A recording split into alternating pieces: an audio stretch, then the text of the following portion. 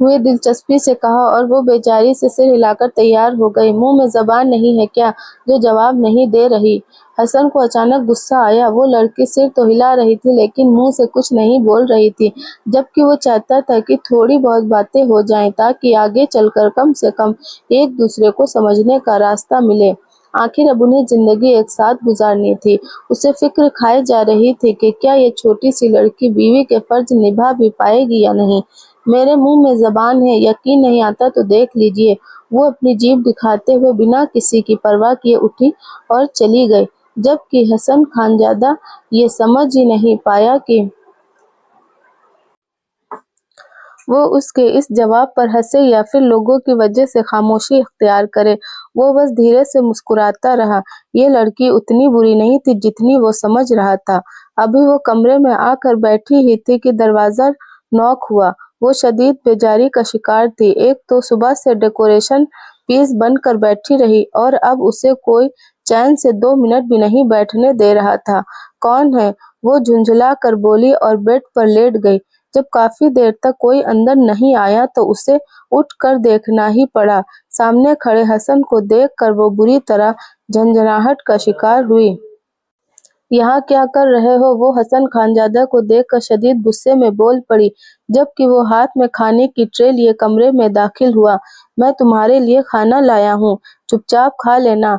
भूख की वजह से सर में दर्द हो रहा है। मैंने पूछा था तुम्हारी बहन से, उसने बताया सुबह से तुमने कुछ भी नहीं खाया है।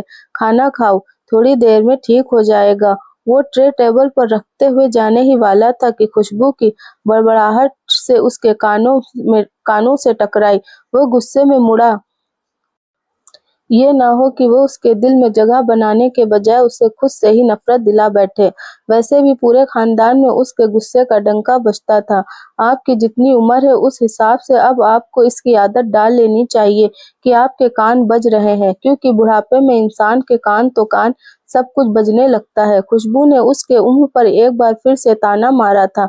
हसन ने उसकी ये बात अच्छी तरह सुनी थी, लेकिन वो अनजान बन गया। वह गुस्से में बोलते हुए ये तक भूल गई थी कि सामने खड़ा शख्स हसन खानजादा है, जो 2 पल में आसमान से जमीन पर दे मारे। मैं पूछ रहा हूँ, कुछ कहा तुमने? वो गुस्से से भरा लहजा लिए उसको मौका दे रहा था बात बदलने का, मगर वो छोटी सी लड़की अब भी बात की नजाकत को समझ नहीं पा रही थी। क्यों? क्या अब आपको सुनाई भी कम देने लगा है क्या? वे सवालिया मासूमियत से आंखें झपकाते हुए हसन खानजादा को देखने लगी। हसन का खून खौल उठा। वो लड़की सुबह से बार बार गुस्सा दिला रही थी, मगर रिश्ता नया नया जोड़ा था। अब वो इसमें कोई कड़वाहट नहीं चाहता था, इसलिए वो सब कुछ बर्दाश्त कर रहा था। नहीं चाहता था कि उसका पहला इम्प्रेशन ही डर का बन जाए, लेकिन इसकी चलती जबान तो रोकना जरूरी थी। यही सोचकर वो पीछे मुड़ा था और धीरे धीरे कदम बढ़ाता है उसके करीब गया था। बाहर जाने का रास्ता उधर है, इधर नहीं। घबराई हुई खुशबू पीछे दीवार से जा लगी थी। रास्ता मुझे पता है, लेकिन जाने से पहले कुछ देखना चाहता हूँ। क्या? खुशबू हकलाई। तुम्हारी जबान जो तुम आज शाम को मुझे दिखाकर भाग गई थी, जो मैं देख नहीं पाया था। मैं देखना चाहता हूँ तुम्हारे मुंह में जबान है या नहीं। दिखाओ तो जरा। वो अपना चेहरा उसके चेहरे के काफी करीब ले आया था।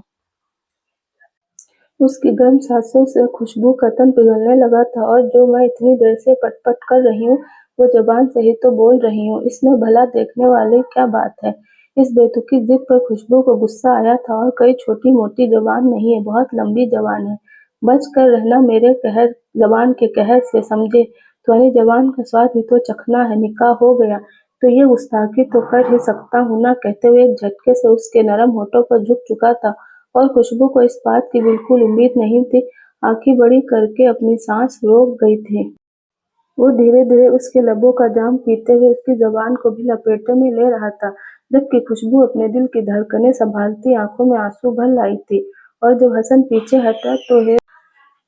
हटा तो एक होठ काटता हुआ वो खुशबू को शरारत से देख रहा था।